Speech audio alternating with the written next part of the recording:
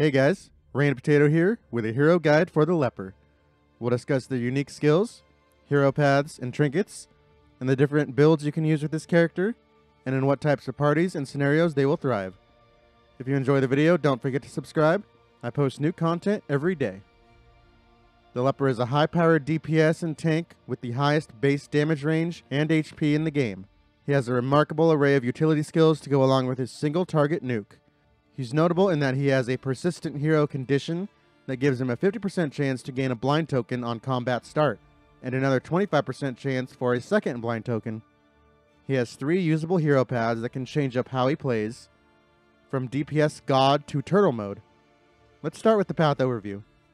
Tempest is his DPS path, giving Chop an insane 33% damage boost, 33% boost to his debuff resist, 100% resistance to disease, while losing 25% max HP and 3 speed.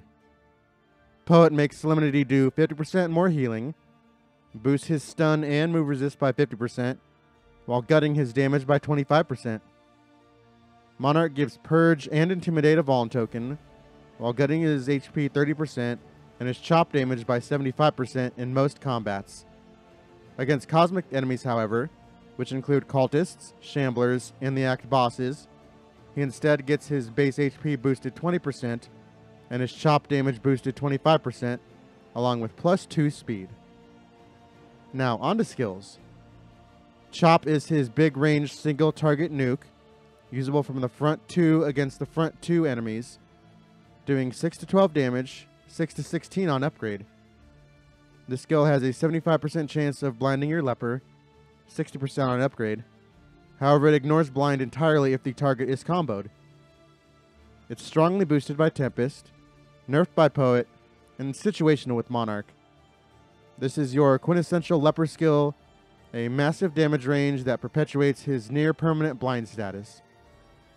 Because of this high top-end range, it's one of the best scaling abilities in the game with trinkets, paths, and buffs. The blind can be countered by pairing Leper with any sort of combo generator. The Jester obviously works well. Running your Tempest path can also help negate the blind with debuff resist. It's the centerpiece of the Tempest path kit, but is never really used on Poet and is obviously situational on Monarch. Needs a lot of help obviously to get this to work compared to other base attacks, but can be an absolute boss killer when set up correctly. Purge is a rank 1 to rank 1 attack, doing 2 to 4 damage, 3 to 5 on upgrade. It knocks the target back 3 ranks while clearing corpses. Notably, it still clears corpses even if you miss the attack.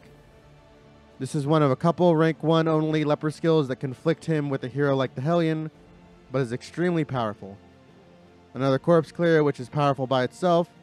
The knockback being a full 3 slots is very powerful against a number of opponents who don't like being shuffled to rank 4. It's also a pretty nifty ability in dealing with the Librarian by moving his book stacks to the back.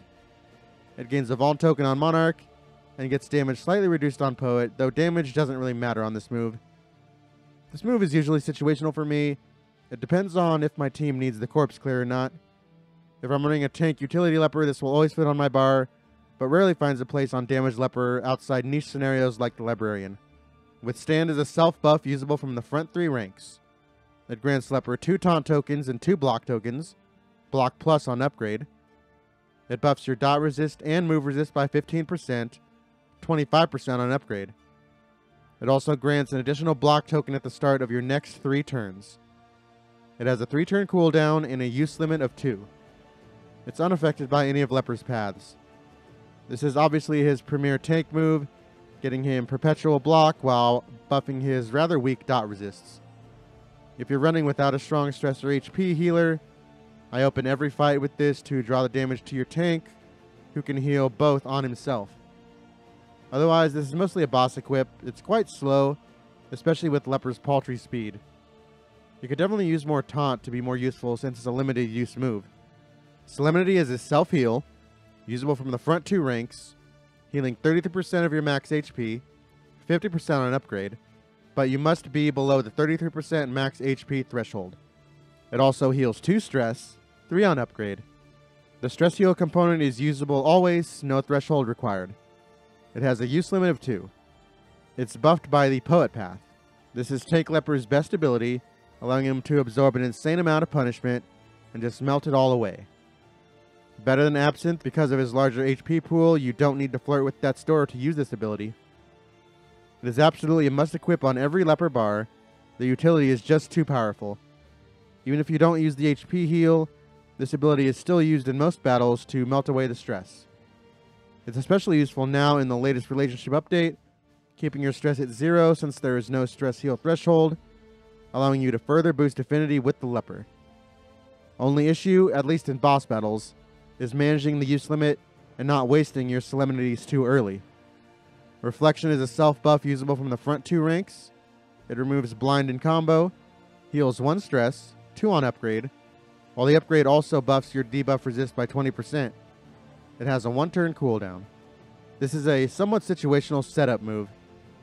Taking a turn simply to remove your blind is usually just weaker than simply swinging twice in standard scenarios. Clearing your own blind is generally part of a larger setup where you have other heroes to buff your Leper and debuff the enemy, and you want to guarantee a Leper hit, all without having combo generation.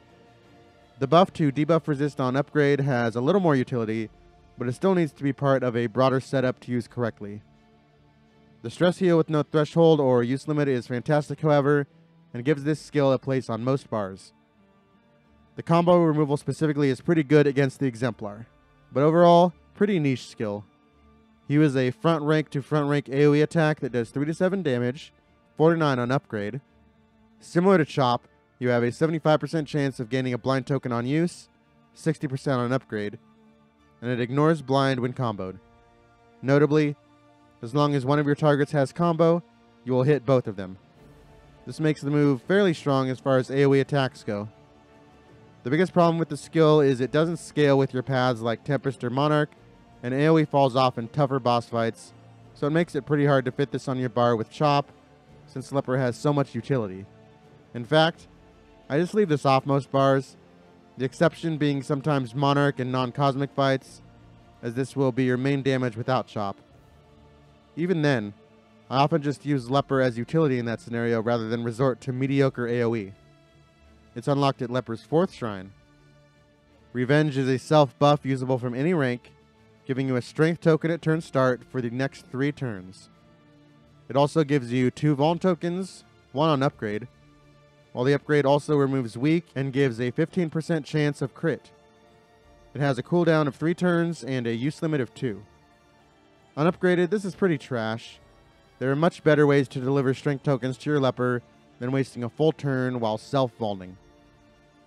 The upgrade is incredible as a boss killer, however, since chance at crit is absolutely insane with the Leper's wide range being so top heavy. It's quite easy to scale this to 100 plus damage chops. I don't find a lot of reason to equip this early or in trash fights, but if you're running a damage Leper, this is a must upgrade and equip for your toughest boss battles. It's unlocked at Leper's 2nd shrine. Intimidate is a rank 1 attack usable against any enemy rank, a rare ability for the Leper. It does 1 to 2 damage, 2 to 3 on upgrade, while giving your opponent 2 weak tokens, and giving Leper 2 taunt tokens. On upgrade, it also removes stealth. This is an insane tank ability that frankly fits on every Leper build, even your DPS. An unmastered skill giving 2 weak tokens is absolutely insane, and of course you get your taunt to absorb the weaker attacks. Weak tokens can absolutely trivialize bosses ranging from the General, Exemplar, and even the Act bosses. On Monarch, it even gives a Vuln token, making it mind-blowingly OP on that path. This fits on every bar and is good in every conceivable scenario. It's unlocked at Leper's 3rd shrine. Ruin is another self-buff that gives you plus 20% damage every time you take damage. The upgrade adds a self-bleed of 2, allowing you to take more damage and thus inflict more. It has a cooldown of 3 and a use limit of 2. Another boss killer, this is useless in normal combats and frankly pretty bad unupgraded. The biggest problem is the buff damage goes away when the skill fades, not giving you a lot of time to absorb damage. But if you line it up right, and pair it with Revenge and Self-Taunt to draw more attacks, you can usually set up one massive swing that can debilitate even the Act bosses. Outside of literal Act bosses though, I will never equip this, even against lair bosses. It's unlocked at Leper's final hero shrine. Break is a front rank to front rank single target attack that does 4 to 7 damage, 4 to 10 on upgrade, and has the standard 75% chance of giving blind, 60% on upgrade, while ignoring blind on combo. This skill both ignores and removes block. This is a quite niche skill, as it's really only useful if the enemy has a block stack of 2 or more. The standard blind makes it rather unreliable as well. It can be okay single target damage on, say, Monarch if you're not facing Cosmic, but frankly there are a whole host of things I'd rather be doing as Leper than having a chance of removing some block stacks and doing mediocre damage. It's unlocked at Leper's first shrine. Bash is a front 2 to front 2 single target attack that does 2 to 4 damage, 3 to 5 on upgrade, that immobilizes both you and your target. It also dazes the enemy and provides a combo token on upgrade. This is a pretty nifty but niche ability. Immobilization has just a few use cases on both sides. I find this most useful against the Harvest Child, but it can also be used to lock an enemy you've pulled out of position into place. The Daze and combo are also quite useful, especially with the Leper. I just struggle to find a place on my bar for this in most comps, so it's mostly a situational equip. It's unlocked at Leper's final hero shrine. Now on to trinkets. A simple flower gives you a 66% chance at healing 2 health when you resist move, a 66% chance of gaining a block plus token when you resist stun, while giving you 1 stress 33% of the time when you crit. The biggest problem with this trinket is none of these things proc very often at all. Most enemies don't have movement ability, and very few at all have stun. And worst of all, these buffs are not guaranteed, only fairly likely. It's a mostly harmless trinket if you have literally nothing else, but I usually just insta-trash this junk immediately. It's painful to be reminded that a hero trinket this useless and boring exists. Inevitable End removes 1 negative token when hit if your speed is 2 or less, which it usually is. It gives break 50% death blow resist, while you lose 3% DBR yourself every round. Losing negative tokens is absolutely powerful on this hero, of course, and as a tank you will be regularly shedding your blinds. Break DBR is pretty niche, and the downside is actually very bad, at least in boss combats among other long fights like the Creature Den. This is a solid early equip, but I generally junk it eventually and just figure out to counterblind myself. The downside can be quite punishing, and there are simply just better Leper trinkets that can actually scale him. Uncommon Seashell gives Intimidate a combo token, lets you take 10% less damage per negative token you have, while damaging Leper 2 points when hit if Leper is bleeding. All of these are fantastic benefits. The Intimidate buff is small but noticeable on a move you use often. As Leper is more likely than not to be carrying at least 1 blind token every round, and Taunt counting as a negative token, you're regularly taking much less damage from attacks when carrying this with no downsides. The damage is pretty niche, only being a positive if you're running upgraded Ruin, of course, to boost your damage into the stratosphere. In standard combats, this is very annoying because you bleed easily and can take a lot of chip damage and even die from this effect. Still, just the damage reduction itself makes this a good equip for most scenarios, and is quite strong into the mountain and boss since the Ruin scaling is insane. Definitely one of the hero trinkets I'll even consider spending baubles on. Now, on to deeper discussion of Leper's 3 paths and what skills to use with them, and what team comps they work best with. Tempest is of course the Chop Chad path, adding insane damage to an already broad single target nuke. You also get some nice side benefits like debuff resist and disease resist, making Leper more usable on his own compared to how needy he normally is with combo. Losing HP makes him more of an average hero HP wise, and he can't really afford to tank at all, so I usually pair him with Man-at-Arms. For the bar, obviously Chop is the whole reason you bring this path. I put Solemnity and Reflection on basically every Leper bar because stress relief with no threshold is very powerful. Intimidate is another must-have on every Leper, as long as he's rank 1 of course. There are a couple ways to go for the final skill. I found little to no use for Hewer Break, and Bash is situational. I find it more important to Chop as a Tempest. Purge is very good if you have no corpse clear, and in certain fights where moving enemies is strong, like the Librarian especially. Withstand gives great sustain, but is a bit too slow considering you need to set up your damage instead if you're running a Tempest. Revenge and Ruin are both boss killers. I always pick up Revenge for longer fights as my 5th skill. If I'm going all out with the Ruin Revenge chop build, then you either give up Intimidate, which is dependent on the boss on how powerful it is, or usually you have to give up Reflection. Of course, if you're giving up Reflection, you need consistent combo generation. So Chop, Purge, Solemnity, Reflection, and Intimidate for standard fights, and Chop, Solemnity, Revenge, and 2 of either Intimidate, Ruin, or Reflection, depending on your needs for boss battles. Leper is pretty restrictive, with some of his best skills being rank 1, although he can fit anywhere in the front 2 ranks. He's useless outside the front 2 and can't fix his positioning with skills, so you have to be careful with the type of comps you bring him in. He's also, frankly, not as strong or consistent as other front rank DPS like Hellion, and he requires a lot of setup to get working right, but obviously he's the strongest scaler in the game. Poet is the supposed tank path, gutting your damage and giving you some barely relevant resists along with more self-heal. The issue here is there just isn't enough stun or move to justify giving up damage for these resists. It might be more usable with more HP or block generation.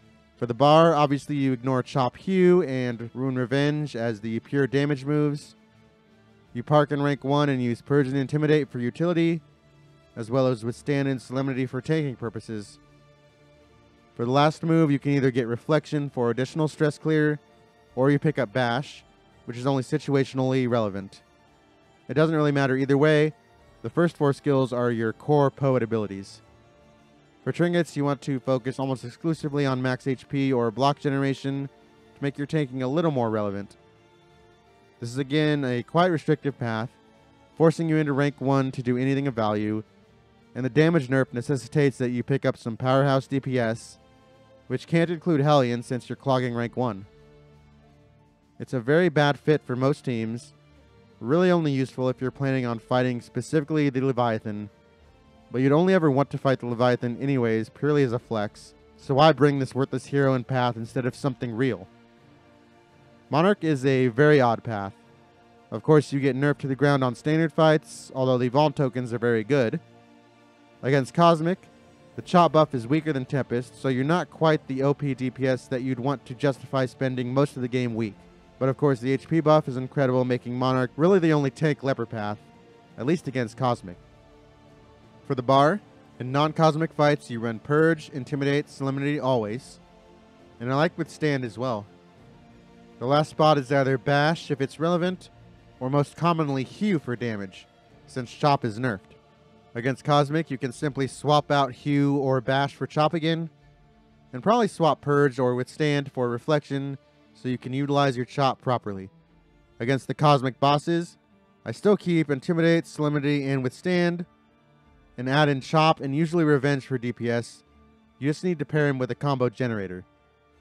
Without a combo generator, I'll begrudgingly drop Withstand for Reflection, although this is not ideal because Monarch thrives against Cosmic bosses as a DPS tank hybrid.